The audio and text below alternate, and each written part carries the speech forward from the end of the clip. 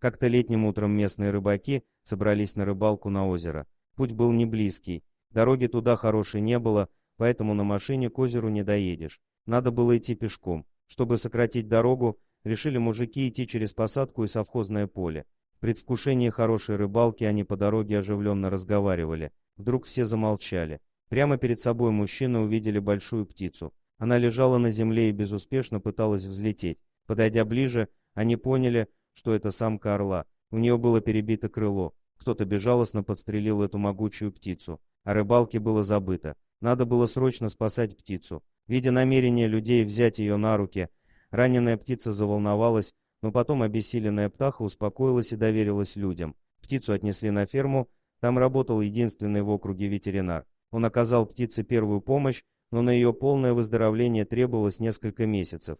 Поэтому орлицу оставили на ферме в кабинете ветеринарного врача. Поместили ее в большую клетку, чтобы она не пыталась улететь, а саму клетку поставили возле окна. Придя на следующий день на работу, ветеринар увидел, что на подоконнике лежала дохлая полевая мышь. Врач решил, что это дети, узнав о раненой самке орла, словили мышь и подбросили ее через форточку, чтобы подкормить птицу. Однако спустя несколько часов доктор услышал странный звук, как будто что-то ударилось об отлив. Выйдя во двор, он увидел в небе орла, который кружил над домиком ветеринара. Сделав несколько кругов, он улетел по направлению к лесу. На следующий день орел прилетел снова. В этот раз он уже сидел на дереве напротив окна кабинета ветеринара, на отливе вновь лежал кусок мяса. Врач догадался, что это был самец, который беспокоился о своей орлице. Орел стал прилетать к больной самке каждый день, оставляя у окна свою добычу. Прошло недели две, как орлица появилась на ферме.